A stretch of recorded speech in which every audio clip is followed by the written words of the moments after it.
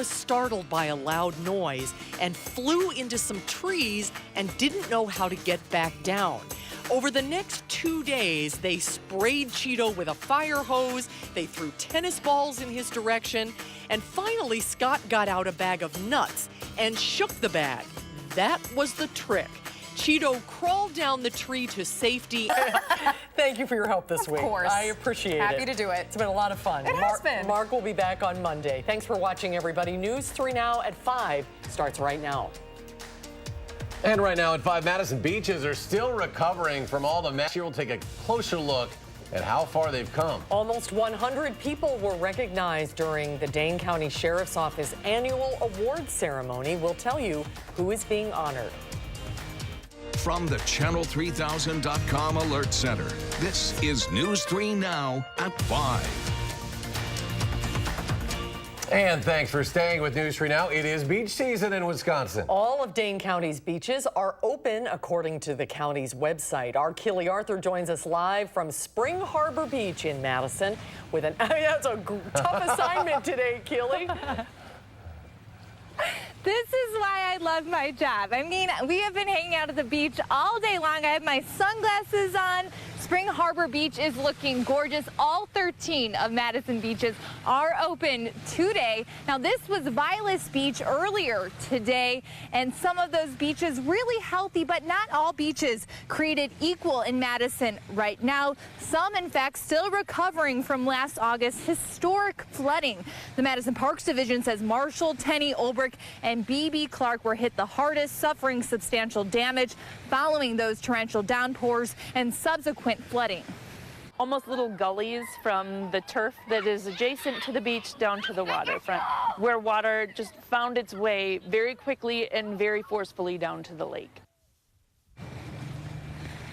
No beaches are beyond repair, though. The Parks Division is currently applying for a FEMA grant that will use federal, state, and city money to make repairs, which is expected to cost in the thousands, although officials say they don't have an exact sum. Another problem to look out for, those blue-green algae blooms that tend to happen this time of year, especially since we had rain earlier in the week, and now things are really starting to heat up. But like I said, all beaches open, and you can check for beach closures on the Dane County's Health Department website. Back to you. Have fun, Keely. Let's let her get back to her job. We don't want to interrupt.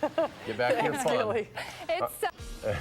We're cutting her off there. We've had enough. She's having too much fun. Let's get a look at your first alert weather now. Chief Meteorologist Gary Canalti also enjoying some sunshine in the backyard patio. Yeah, no, it is beautiful out here. The humidity is low, the temperatures are warm, and the sun is shining. And on visible cloud track, there's hardly a cloud to be found around the Midwest or a drop of rain, at least anywhere around us. I think the nearest rain is up in southern Canada, north of Minnesota and North Dakota. Temperatures are pretty warm. We're at 82 right now in Madison. Again, a little warmer out to the west where temperatures are in the mid to upper 80s. Cooler near Lake Michigan. Milwaukee right now only at 67 degrees. Heat index, though, is actually a degree lower than the temperature. And that's because the air is dry, so it feels pretty comfortable. Dew point temperatures right now are in the lower 50s. By tomorrow morning, temperatures will be in the upper 50s. Look for sunny skies for tomorrow and another warm day with a high of 81. That's your News 3 Now First Alert forecast. 3 people are arrested after being accused of stealing from at least 10 vehicles. The DeForest Police Department says a 19-year-old male, an 18-year-old female, and a 16-year-old male, all from Lodi, were arrested in the 500 block of North Stevenson Street in DeForest early today. Police say they were in possession of stolen property from Wanakee and DeForest. Village of DeForest police are asking anyone who may have had some items stolen from their vehicles to contact them. The Madison Police Department says there's been a significant decrease in shots fired incidents this year compared to last year. Police say between January and May, there have been 51 reports of shots fired in the city. That's down 42% from last year. In May, police said they saw a 35% decrease in incidents. Officers responded to 15 reports of shots fired. Most of the incidents were reported on the city's north and west sides. So far in 2019, 8 people have been hit by gunfire. Madison Police Chief Mike Koval says the Madison PD and the Madison Metropolitan School District have reached a tentative agreement for a contract which would continue paying school resource officers in each of the 4 Madison public high schools. Chief Koval says, quote, "We can continue to demonstrate that the SROs are a valuable complementary piece in making our schools safer while fostering positive engagements, which place a particular emphasis on being relational in helping all of our students achieve their goals." Now, if the contract passes, would run from the fall all the way until June of 2022. Dane County Sheriff Dave Mahoney recognized a record-breaking 99 people at the Sheriff's Office annual awards ceremony today. The awards ranged from citizen awards to honoring those who were involved in the Paradigm shooting last September. Jamie Perez is here to share some of the special moments from today's ceremony. Jamie? There were a lot of great people recognized today in that ceremony. They had the Sheriff's Citizen Award, Life-Saving Awards, Pillar of Excellence, Valor Awards, Special Teams Response Awards, Active Shooter Awards, and Sheriff's Awards. Now, while everyone who got an award is noteworthy, some that you might recognize are those who were involved in some of the more heavily covered stories that we've done in the past, including the shooting at Paradigm last September. Now, if you recall, everyone except the shooter survived that day. That's all thanks to the more than 300 law enforcement officers and one man who helped law enforcement save everyone's lives that day. More than 16 of Sheriff Dave Mahoney's staff were honored on stage for their involvement and life-saving efforts. They even got a standing ovation. All were prepared to do their job when called upon. All of the deputies and officers who entered that building in response to this 911 call demonstrated extreme courage and bravery. For that, we honor them today. Everyone who got an award today was nominated throughout the year for their exceptional and noteworthy efforts to save lives and better the community. Now, at the end of the ceremony, Sheriff Dave Mahoney shared his own sentiments about how proud he is to work with so many great people, but also how humbled he is to have people in the community so willing to help at the right time and for the right reasons. And there was just so many people that were honored there. It'd be impossible to fit everybody into this story here, but just know that there were 99 people that were honored. So. You cannot honor them enough for Exactly. the work they do. Good stuff. Jamie, thanks Thanks, Jamie. Well, you can spot a bright new flag at the state capitol. For the first time in state history, the rainbow pride flag has been raised in honor of the LGBTQ community. According to the Office of Governor Evers, the flag combats social stigma while sending the message that Wisconsin is inclusive. Onlookers tell News 3 Now seeing that flag raised was history in the making. So it's something we've been waiting for forever. The fact that it took this long is crazy, but the fact that it's here and it's an emotional feeling, happy feeling, sad feeling, but all in all, it's amazing, and I'm glad it finally happened. The flag will be flying at the Capitol throughout Pride Month until June 30th. A Madison elementary school is being recognized for its inclusion efforts. Shorewood Elementary School received the National Seal of Excellence from Welcoming Schools. It's a national program being used in Madison Metropolitan School District to create more respectful and supportive schools for all students, staff, and families. Shorewood does this through professional development, lesson plans, books, inclusive language, and practices around the themes of family diversity, gender, and LGBTQ+ inclusion. In our classrooms, our books and lessons reflect the diversity of our school community. We talk about the power of words, how words can divide us, but more importantly, how we can use our words to embrace and value diversity. Shorewood Elementary School is the third Madison school to receive the National Seal of Excellence from Welcoming Schools. President Trump received an update on negotiations with Mexico while on board Air Force One and tweeted there was a good chance of reaching a deal. Mexico trying to avoid a 5% tariff, which is set to begin on Monday. Today is the deadline to provide legal notice of the tariffs, but there is some wiggle room there.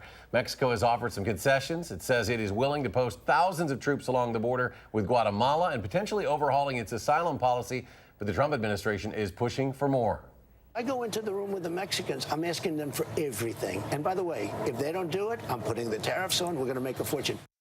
Mexico trying to demonstrate its enforcement of immigration laws. This morning, its immigration agency tweeted photos of Honduran nationals being deported to their homeland. And this week, hundreds of law enforcement officers blocked 1,000 migrants from entering Mexico at its border with Guatemala. Congressman Mark Pocan, back in Madison, says the last thing Wisconsin needs is more tariffs, as farmers in Wisconsin in particular continue to deal with the retaliatory tariffs imposed by China already. If the tariffs involving Mexico take effect, that's a cost that figures to be passed on to all consumers. Mexico is the fourth biggest source of imports into Wisconsin with more than $8 billion in goods a year. The way he's using tariffs right now without rhyme or reason is very, very difficult, and we're not getting the result I think that he expected. And farmers in particular in Wisconsin are really hurting. Congressman Pocan says the recent farm aid package from the president will only give farmers pennies on the dollar to make up for lost revenues caused by tariffs. If you own a timeshare or if you've ever considered buying one, the Better Business Bureau has a warning about thousands of dollars that are being lost to scams related to those vacation rentals. And that includes a man who lives here in Madison out more than $24,000 after he tried to sell his timeshare. Marlia Linscheid has his call for action to make sure this doesn't happen to anyone else. I think we've all dreamed about escaping reality to a vacation home, somewhere south, maybe a beach. Well, the thought of escaping reality is taking on a whole new meaning for Darren Kittleson. He's a realtor here in Madison who owns a timeshare down in Mexico. When he tried to sell it recently, he went through a third-party timeshare exit business to get it done, and it seemed so legitimate. Now remember, Darren understands this industry because he's a realty broker himself. He did the research. He looked up the company online, saw it had a physical address. He even called and talked to someone there. So when Westwood Realty kept asking for more money in tax fees, insurance costs, etc., it took him wiring more than $24,000 in all before he finally realized something was wrong. It's awful. I mean, that's real money. And, you know, and I should know better. That's the other thing. I think the thing for the first month or 2 months I realized what was going on, I'm like, you know, I've been in this industry for 30 years, and then I fall prey to this one. How can somebody be taken like this? But the story is so real. I mean, that's like any other bank statement I get with any bank. And even the bank statements used in this scam seemed professional to Darren. But a new study by the Better Business Bureau says this case isn't uncommon.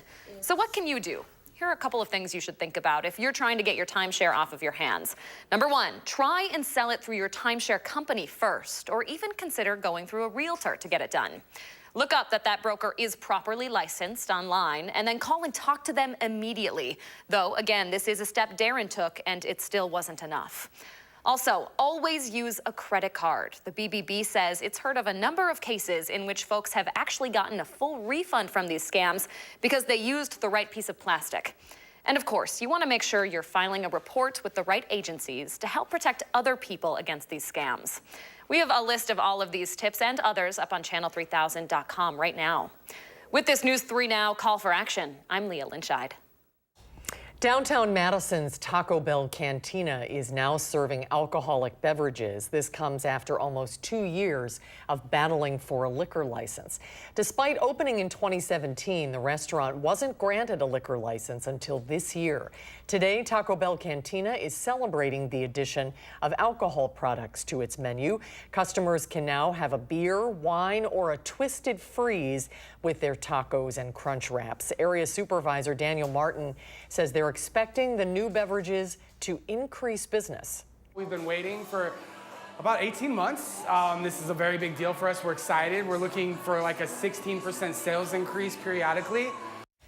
The restaurant will have happy hour with $1 off drinks on Wednesdays from 2 until 5. To celebrate their victory, customers purchasing beer and wine today will receive a free crunchy or soft taco.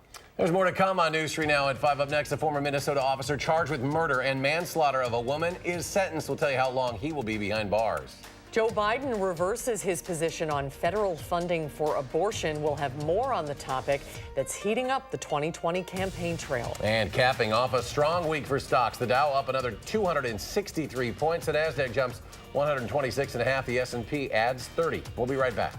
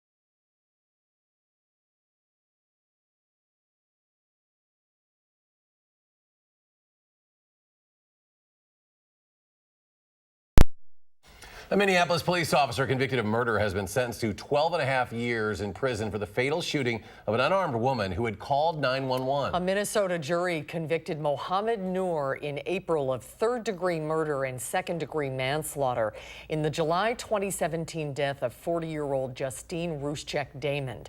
She called the police to report a possible sexual assault. Noor shot Damond when she approached his squad car in the alley behind her home.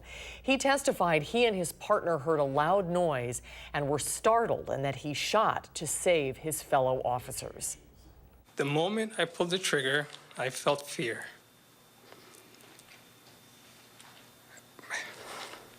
When I walked around, I saw Ms. Ruszczyk dying on the ground. I felt horror.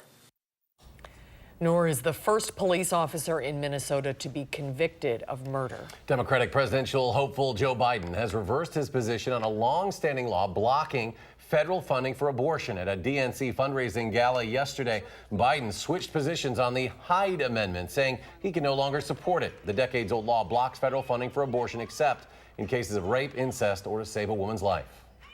I can't justify leaving millions of women without access to the care they need and the ability to exercise their constitutionally protected right. The Hyde Amendment is often added to federal funding bills, including some that Democratic candidates have voted for, but many Democratic presidential candidates are now calling for the measure to be repealed. So far this year, 9 states have passed laws severely limiting abortion rights. Let's get a look at your first alert weather. Chief Meteorologist Gary Canalti joining us now with a reminder of an important date in Wisconsin history, Gary. You bet, Eric. You know, while today's weather is beautiful, this state 35 years ago, the storm clouds were starting to build, and just after midnight, early in the morning of June 8th of 1984, an F5 tornado devastated the town of Barneveld. That storm hit shortly after midnight, just right around 1 a.m., but continued on for another 40 minutes before it dissipated. 36 miles on the ground, caused $25 million in damage in Barneveld. 9 people lost their lives, and there were 197 injuries. It was one of 46 tornadoes in an outbreak that basically went from Kansas all the way up to the U.S.-Canadian border. Here in southern Wisconsin, Barneveld wasn't the only city hit by tornadoes that night. Belmont was hit by a tornado just before the Barneveld tornado. DeForest, Arlington, Marquezan, Columbus, and Beaver Dam all had significant tornadoes that were on the ground for tens of miles. So that was a very significant tornado outbreak. And just a reminder that this is the time of year when we're really into that, start getting into the peak severe weather season. But today, take a look at visible cloud track. Hardly a cloud to be found anywhere around southern Wisconsin, and not a drop of rain either. Most of the upper Midwest right now free of precipitation. A couple of showers and thunderstorms moving out of North Dakota into southern Canada, and that's about the closest precipitation of any consequence. Now, over the next 7 days, this takes us up through midnight or late Friday night of next week. We're showing only about 1/4 to maybe 3/4 of an inch of rain over southern Wisconsin. That's good news.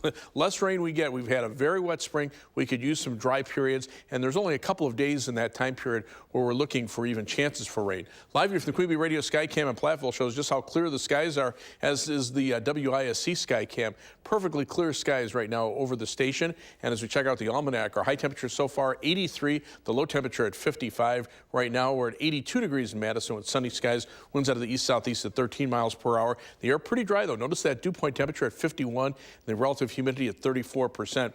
Temperatures are in the 80s across most of Wisconsin away from Lake Michigan. Milwaukee right now with the lake breeze there at 67. Farther to the west, it's even warmer. Near 90 in the Twin Cities, 92 in Brainerd, 91 in Morse. Even International Falls, Minnesota right now is at 90 degrees. But look at the dew point temperatures. Generally in the 40s, 50s to around 60 degrees. The air not very humid, so it's a comfortable heat. And winds right now are not brisk, but they're out of the east. They mix up the air enough to really make it feel pretty comfortable out there.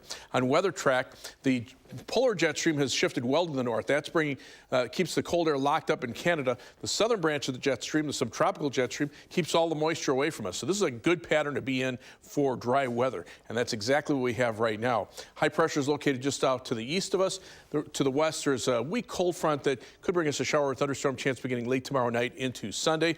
Temperatures ahead of that front in the 80s to around 90 degrees. Behind the front, they drop off into the 70s, but notice the dew point temperatures. Again, very comfortable. You have to get down down close to the Ohio River before the air gets really humid. So our forecast for tonight calls for mostly clear skies, a pleasant night, low temperature dropping to 55 degrees. For tomorrow, expect another sunny and warm day, high temperature topping out at 81 degrees. And future track, it's hard to find clouds in a pattern like this. 55 for the overnight low temperature for tonight. Tomorrow, those winds continue out of the east, high temperatures in the lower 80s. Now tomorrow night, we start to bring some clouds in. Some moisture from the south will bring some shower and thunderstorm chances late, and then as that weak cold front approaches from the west, again, a shower or thunderstorm chance during the day on Sunday, but lots of breaks in between. High temperatures on Sunday, upper 70s. As we look at the 7 to 10 day forecast, a little cooler weather for the early part of next week. Best chances for thunderstorms would be Sunday. That's just a chance. Wednesday, a little better chance. And then by Father's Day, the following weekend, maybe some scattered showers and thunderstorms. As we take a look at first alert traffic right now, it's a Friday, and there's the Beltline heading, looking toward the east at Broadway. There is a stalled vehicle in that vicinity on the eastbound side, so it's causing delays basically from around Monona Drive all the way back to around Verona Road. Seeing some delays northbound on US 12 heading out of Middleton, and also through to the downtown area on East Washington Avenue. 26-minute commute on the Beltline from University Avenue to the interstate. Only 15 minutes heading westbound through the southern part of the Madison metro area. 27 minutes down to Janesville on I-3990. 18 minutes to Sauk City on US 12. And it's an 18-minute commute on US 151 and East Washington Avenue to Sun Prairie. That's your News 3 Now for slow traffic. Thanks, Gary. Ahead at 5, food poisoning makes millions of people sick every year. What experts are reminding you to do in your kitchen to stay healthy.